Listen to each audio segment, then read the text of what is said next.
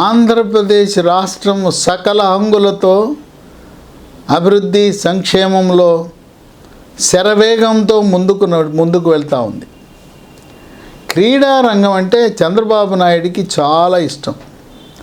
అందుకే ఉమ్మడి ఆంధ్రప్రదేశ్ రాష్ట్రంలో గతంలోనే జాతీయ క్రీడలు నిర్వహించిన ఘనత చంద్రబాబు నాయుడిది. ఏషియన్ గేమ్స్ నిర్వహించిన ఘనత చంద్రబాబు నాయుడిది.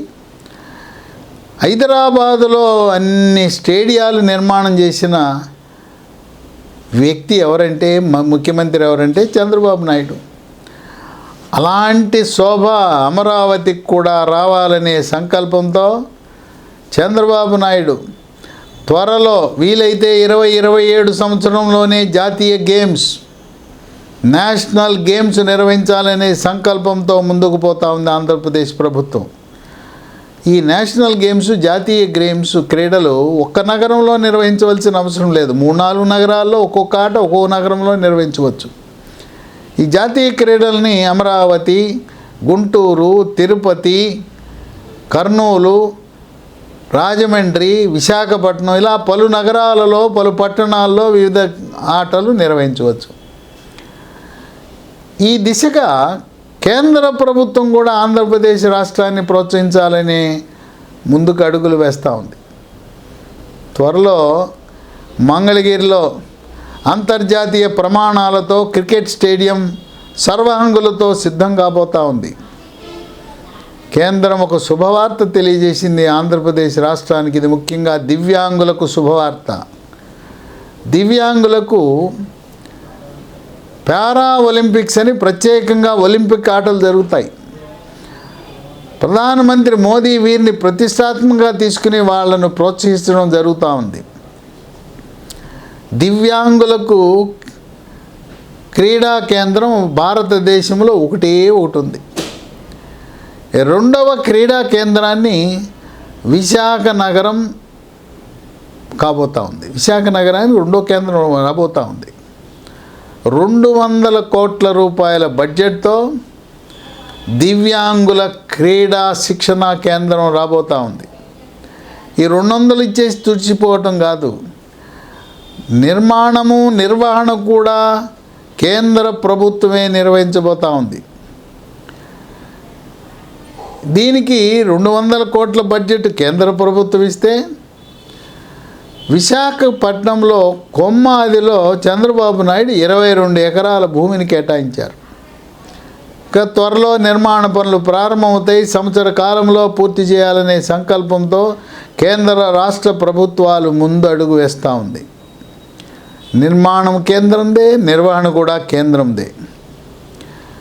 దివ్యాంగులకు క్రీడల పట్ల ఆసక్తిని పెంచి వాళ్ళకి శిక్షణిచ్చి జాతీయ స్థాయి,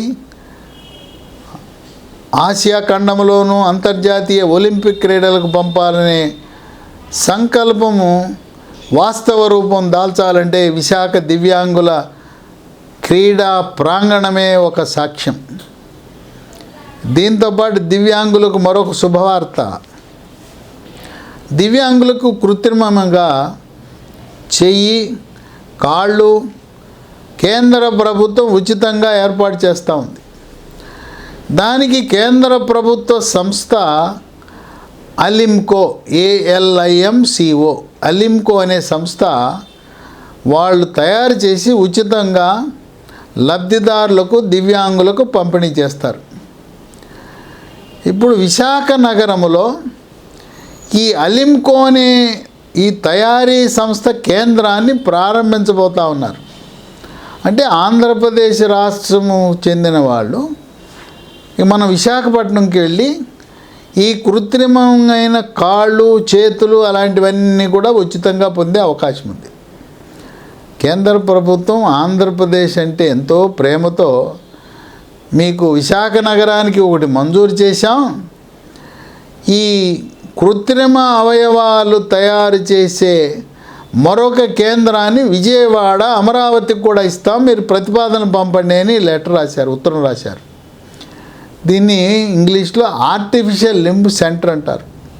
అంటే ఆంధ్రప్రదేశ్ రాష్ట్రానికి ఏకంగా ఒకే సంవత్సరంలో 2 కేంద్రాలను ఇదెంతో దివ్యాంగులకు ఎంతో మేలు చేస్తుంది. అందువల్ల ప్రస్తుతం కొంతమంది చెక్క పెట్టుకుని చెక్కతో చేసిన కృత్రిమ కాళ్ళు వాటితో ఎంతో అవస్థలు పడుతున్నారు. చెక్కతో చేసిన మరి సంకలో కర్రలతో ఇబ్బంది పడుతున్నారు. శాస్త్రీయంగా తేలికగా ఉండే లోహాలతో తయారు చేసే చంకలో పెట్టుకునే కర్రలు, అలాగే అందులో ఉపయోగించే ఊత కర్రలు, కృత్రిమ కాళ్ళు, చేతులు, వేళ్ళు ఇవన్నీ కూడా ఆంధ్రప్రదేశ్ రాష్ట్రంలోనే ఎక్కడికి వెళ్లకుండా విశాఖపట్నంలో, విజయవాడలో పొందే అవకాశము త్వరలో రాబోతా ఉంది. 1 సంవత్సర కాలం లోపే మనకు విశాఖ, విజయవాడ కేంద్రాలు అక్కడ ఈ పూర్తి పరికరాలతో ఏర్పాటు చేసి అవి దివ్యాంగులకు సేవలను అందించడానికి రంగం సిద్ధం చేసుకోబోతున్నాయి.